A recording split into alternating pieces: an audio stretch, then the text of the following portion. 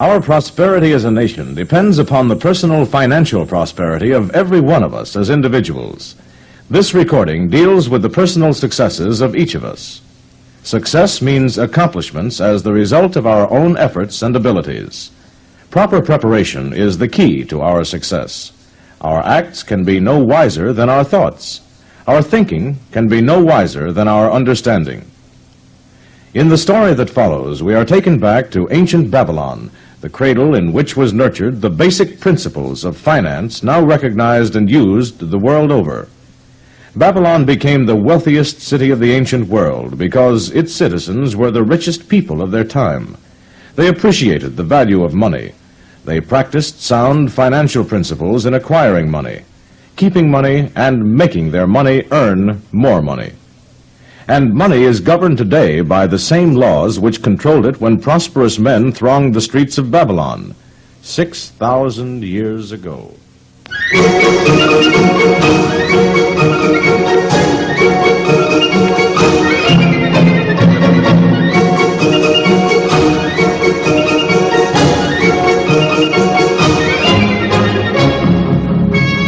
In old Babylon, there once lived a certain very rich man named Arcad. Far and wide he was famed for his great wealth. He was also famed for his liberality and generosity. But nevertheless, each year his wealth increased more rapidly than he spent it. And there were certain friends of Arcad's younger days who came to him and said, "You are more fortunate than we. You have become the richest man in all Babylon while we struggle for existence." Why? Once we were equal. We studied under the same master, we played in the same games, and in the years since you have been no more an honorable citizen than we. Why then should fate single you out to enjoy all the good things of life and ignore us who are equally deserving? Arcad didn't become angry at these questions. He answered them simply and honestly. My friends, if you have not acquired more than a bare existence in the years since we were younger, it's because you either have failed to learn the laws that govern the building of wealth, or else you do not observe them. In my youth, I looked about me and saw all the good things there were to bring happiness and contentment, and I realized that wealth increased the potency of all these. Wealth is a power. With wealth, many things are possible. One may ornament the home with the richest of furnishings. One may feast on the delicacies of far lands. One may buy the ornaments of the gold worker and stone polisher. And when I realized all this, I declared to myself that I would claim my share of the good things of life. I would not be satisfied with the lot of a poor man.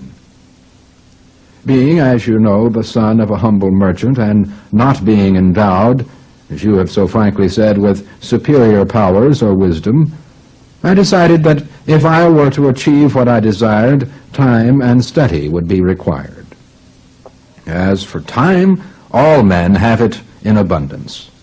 As for study, there are two kinds: the things we learn and know, and the training in how to discover what we do not know. I found employment as a scribe in the Hall of Records. There I labored long hours each day carving upon the clay tablets. Week after week and month after month I labored, yet for my earnings I had naught to show. Food and clothing and other things of which I cannot remember absorbed all my earnings. But my determination did not leave me. Then one day Algamish, the moneylender, came to the Hall of Records and ordered a special job, a copy of the 9th Law. He promised me additional pay if I would finish it within one day, but I refused. Instead, I said to him, "Algamish, you're a very rich man. Tell me how I may also become rich, and I'll complete your job without any additional fee." He hesitated a moment, then he agreed. All that night I carved on the tablets, even though my back pained and the smell of the wick made my head ache. But at sunup, when Algamish returned, the job was complete. Here are the tablets. They're finished. Very good. Very good. Now, tell me what you promised. Well, you've fulfilled your part of our bargain, my son, and I'm ready to fulfill mine. I will tell you these things you wish to know because I'm becoming an old man, and an old tongue loves to wag. Tell me the secret. Now, mark my words well, for if you fail to grasp their truth, your night's work will have been in vain. Listen, I found the road to wealth when I decided that a part of all I earned was mine to keep, and so will you. Is that all? All? It was sufficient to change the heart of a sheep herder into the heart of a moneylender. But all I earn is mine to keep, is it not? Far from it. Do you not pay the garment maker, the sandal maker? Do you not pay for everything you eat? Can you live in Babylon without spending? Fool! You pay everyone but yourself. You labor for others. Now listen to me. Suppose you did keep for yourself 1/10 of all you earn. How much would you have in 10 years? Why, well, let me see. About as much as I earn in 1 year. You speak but half the truth. Every gold piece you save is a slave to work for you. Every copper that it earns is its child that can also earn for you. If you would become wealthy, then what you save must earn, and its children must earn, that all may help to give you the abundance you crave. I think I understand. Remember, a part of all you earn is yours to keep. It should not be less than 1/10, no matter how little you earn. You see, wealth, like a tree, grows from a tiny seed. The first copper you save is the seed from which your tree of wealth shall grow. Farewell, my young friend. With those final words, Algamish took his tablets and went away. I thought much about what he had said, and it seemed reasonable. I decided to try it. Each time I was paid, I took one from each 10 pieces of copper and hid it away. And, strange as it may seem, I was no shorter of funds than before. A 12th month after Algamish had gone, he returned to the Hall of Records and spoke to me. Well, son, have you paid to yourself not less than 1/10 of all you have earned for the past year? Yes, master, I have. Oh, that's good. Very good. And what have you done with it? I've given it to Osmur, the brickmaker, who told me he was traveling over the far seas. We have an agreement. With my money, he'll buy rare jewels from the Phoenicians, and when he returns, we shall sell them at high prices, then divide the profits. Fool! Why do you trust the knowledge of a brickmaker about jewels?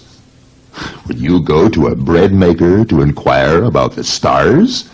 I'm afraid your savings are gone. You have jerked your wealth tree up by the roots. But what is done is done. Try again. Plant another tree. Plant another tree. With that terse statement, Algamish, the moneylender, went away, leaving Arkad to ponder, to wonder, and to regret. Alas, and to my sorrow, it was just as Algamish had predicted. The Phoenicians proved to be scoundrels.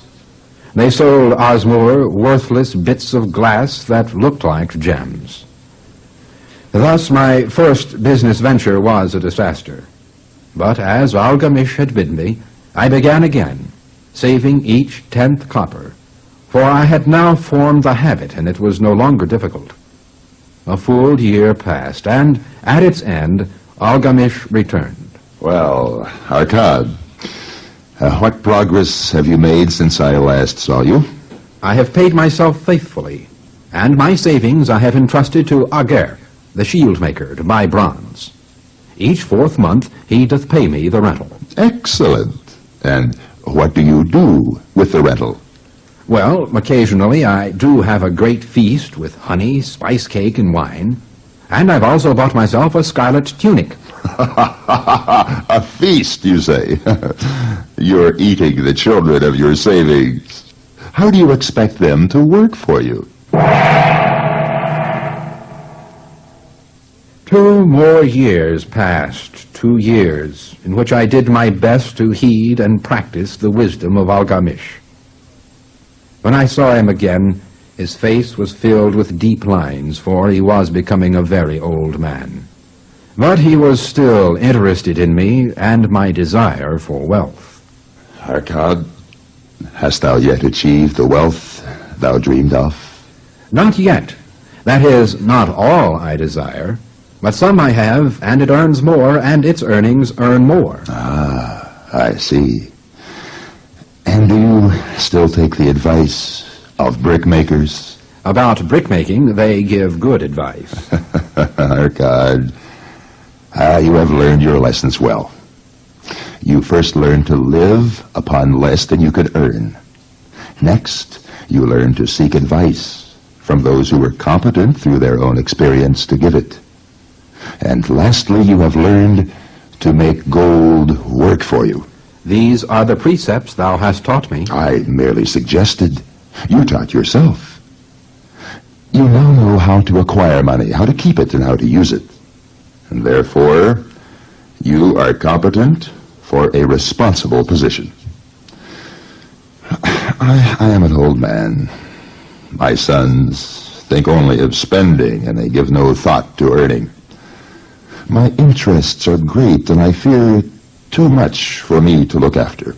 Now, if you will go to Nippur and look after my lands there, I shall make you my partner, and you shall share in my estate. I shall be honored to do as you wish. So I went to Nippur and took charge of his holdings, which were large. And because I was full of ambition, and because I had mastered the 3 laws of successfully handling wealth, I was able to increase greatly the value of his properties. So I prospered much, and when the spirit of Algamish departed for the sphere of darkness, I did share in his estate as he had arranged under the law. Thus spake Arkad. With these words he finished his story. His friends had listened silently, but now they were eager to make comments and ask questions. One of them said, "You are indeed fortunate that Algamish made of you an heir." Arkad looked at his friend for a moment, and then spoke. Fortunate only in that I had the desire to prosper before I first met him.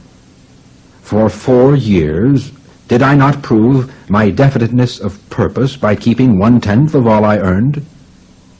Would you call a fisherman lucky who for years so studied the habits of fish that with each changing wind he could cast his nets about them?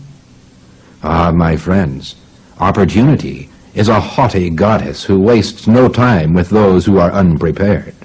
Now the second man spoke. He said, "You must have had strong willpower to keep on after you lost your first year's savings.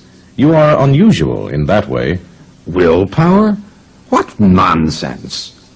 Do you think willpower gives a man the strength to lift a burden the camel cannot carry, or to draw the load the oxen cannot budge? Willpower is but the unflinching purpose to carry a task you set for yourself to fulfillment. When I set a task for myself, I complete it.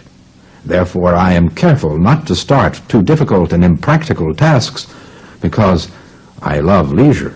The first of his 2 friends interrupted Arkad at this point. He said, "If what you tell us is true, and it does seem reasonable and simple, well, if all men did it, there wouldn't be enough wealth to go around." Wealth grows wherever men exert energy. If a rich man builds a new palace, is the gold he pays out gone?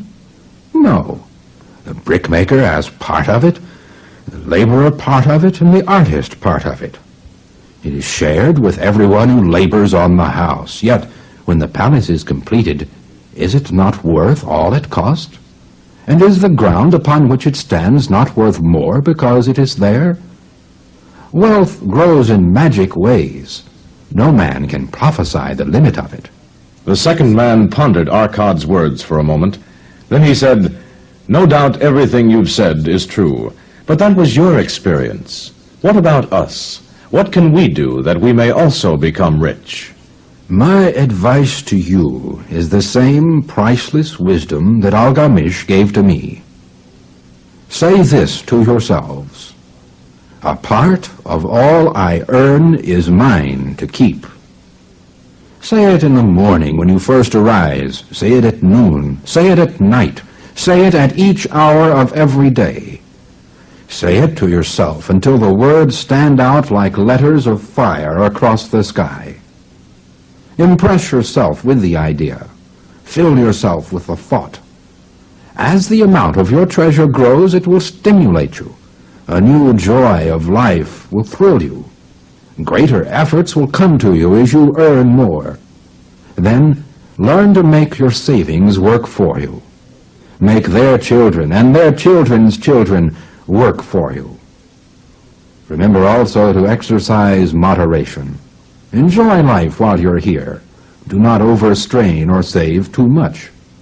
If 1/10 of all you earn is as much as you can comfortably keep, be content to keep this portion. Live according to your income and let yourself not become niggardly and afraid to spend.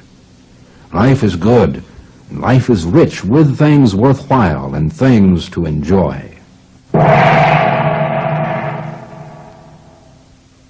Thus spake Arkad, the richest man in Babylon.